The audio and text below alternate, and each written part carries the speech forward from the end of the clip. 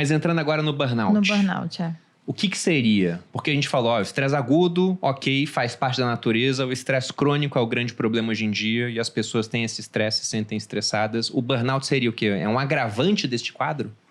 Ou não é algo diferente? É uma tentativa de adaptação esse quadro. Lembra quando a gente falou das duas áreas? Do córtex pré-frontal e o sistema límbico? É o corpo procurando a homeostase nessa nessa condição loucura. horrível. Porque o que acontece? No estresse, a amígdala, o nosso sistema emocional, fica mais falante. No estresse crônico, tá? Fica mais falante. Então, você fica mais reativo, você fica mais emocionado, qualquer coisa de estresse. Quando a gente tem um estresse a muito longo prazo, e um estresse que você não consegue sair, principalmente tem vários motivos o que uma pessoa pode estar no burnout. Um dos principais é falta de autonomia. Tem muitos, mas um dos principais é falta de autonomia. Por quê? Porque ele não consegue mudar aquela situação que está estressando cronicamente ele. A falta de autonomia e o estresse crônico leva ao cérebro tentar se adaptar. Como ele vai tentar se adaptar?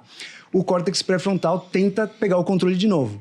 Como que eu vou tentar pegar o controle de novo do meu sistema de emoções? Então, uma das coisas que acontece no burnout é a exaustão emocional. Você começa a ficar um cara frio, você começa a não se compadecer mais. Qual é a segunda coisa que acontece? Pilar, despersonalização. Você não vê o outro como um seu semelhante. Você fala assim, cara, eu tô estressado, dane-se isso, cara. Vou cobrar a pessoa porque ela tem que me entregar isso. Pô, mas o cara acabou de começar, o cara tá entrando hoje, é trainee e tal, não interessa. Intolerante. Então, você fica intolerante, você não consegue enxergar o outro como você mesmo. E, para finalizar, o terceiro pilar do burnout é aquela pessoa que perde o prazer pela vida. Ele não vê nenhum sentido na vida dele, ele não vê... ele tem a anedonia, né? Ele perde o prazer por continuar vivendo. Não tem sentido, assim, nada faz sentido para ele. Ele só vai tocando o barco no automático. Então, são os 3 pilares do burnout. E esses pilares, eles vêm da necessidade justamente de adaptação do córtex pré-frontal pegar o controle de novo. Então, é a emoção. Já que você está agindo assim, que você só vem com emoção e eu estou sofrendo com isso, porque esse estresse não para, estou sofrendo, então eu vou ficar uma pessoa fria, porque eu não vou sofrer. Isso acontece muito, um exemplo clássico com o pessoal na área da saúde. Por quê? Você pega uma enfermeira que trabalha ali 24 horas, cara, gente reclamando o tempo todo, gente chamando, ela tá sozinha, pouca gente para atender. Se ela começar a se compadecer com todo mundo, ela fica louca, ela sofre mais. Você vai falar, não, mas coitadinho, olha aqui, tá pedindo água, mas coitadinho, tá com dor no pé, mas coitadinho. Ela sofre mais. O que ela faz para se adaptar? Vou ficar no racional. Já pediu 2 vezes aqui, não vai pedir de novo. Ela começa a entrar no burnout, perde a conexão com aquela pessoa. Quais são os 3 pilares, só pra gente passar para isso? Exaustão emocional, despersonalização, você não vê o outro mais como o seu, né? E que é uma coisa que você acaba, né, tendo essa visão meio mecânica e você perde o sentido na vida, né? Não tem nada mais te traz um prazer de continuar vivendo por algum motivo. Você vai tocando no automático. Interessante. Quer ouvir de quem viveu na pele? Sim, por favor. Tudo isso que o doutor falou não chega de um dia para o outro. Você teve burnout quando? 2018. Você estava na televisão? 14 de agosto. Eu estava ao vivo, como agora, estaremos ao vivo. Eu estava falando da previsão do tempo. Neste caso, eu estava falando da previsão do tempo. Eu passei pela região norte, nordeste, centro-oeste, sudeste. Quando eu cheguei na região sul, eu esqueci o nome da capital do meu estado. E de todos os paranaenses. Caramba. Eu esqueci o nome Curitiba. Mas essa foi a menor parte do problema. Porque por 3 segundos, e vocês sabem o que é 3 segundos, né? Em rede nacional, na Rede Globo, eu não sabia quem eu era, onde eu estava, nem para onde eu ia. Nossa. O que mais? Os olhos... A visão ficou escura, a boca ficou seca, o coração acelerou, o estômago embrulhou e as pernas tremeram. E teria sido muito melhor se eu tivesse desmaiado. Mas você teve um pânico? Eu ia falar, isso parece um pouco de crise de pânico, né? Quando eu saí... Então, esse momento do apagão... Eu termino ainda o expediente, faço mais um jornal, cambaleando, vou ao médico. Quando eu chego no médico, aí já sob risco de convulsão, e com uma série de exames, porque eu já estava observando que tinha muita coisa errada por 2 anos. Então, por isso que é histórico. Você tem que ter o histórico e o diagnóstico não é teste de revista, tá, gente? É clínico. Então, quando eu chego sob risco de convulsão, e são vários... o risco de convulsão é centenas de situações. Com as características que eu chego, o doutor diz, você está vivendo burnout, Isabela. Eu falei, doutor, é impossível.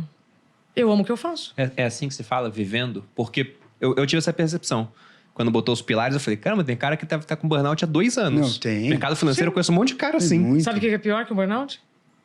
Infarto ou AVC. E muitas pessoas me procuram dizendo, eu não respeitei o momento em que eu estava vivendo um burnout, eu achei que era Mas só então mais é esse um o termo, incômodo. vivendo burnout, é assim que se fala.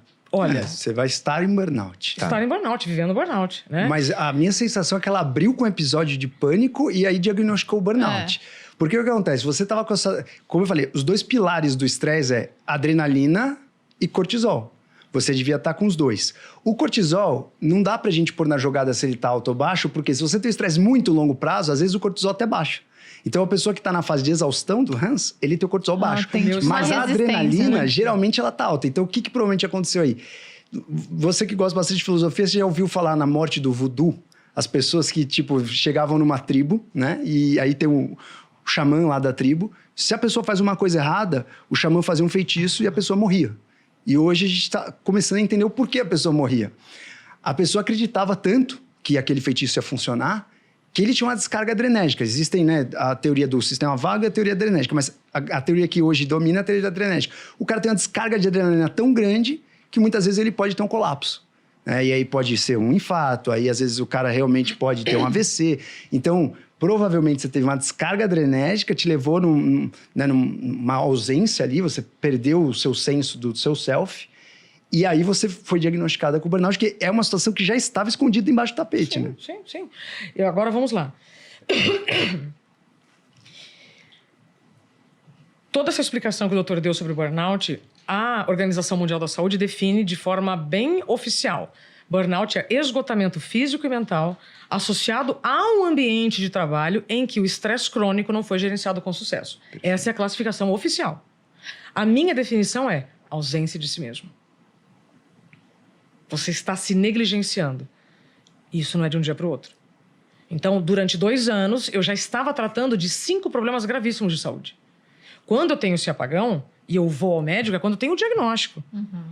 Será que se eu tivesse mudado o estilo de vida antes desse burnout, eu teria prevenido o burnout? Com certeza. A questão é que nós vivemos num contexto em que, se você sente dor, você toma um remedinho que passa. Se você está cansado, você não vai descansar. Você vai comprar, você come, você bebe, você fuma. Energético. Então, este estilo de vida insustentável faz a gente chegar no limite. Só que uma coisa é você chegar no limite com 20 anos, com um tipo de saúde. Outra coisa é você chegar no limite com 30, 40 anos, a sua saúde é outra. Então, conforme o tempo passa, dependendo do que você faz ou não, vai ter uma consequência muito mais grave.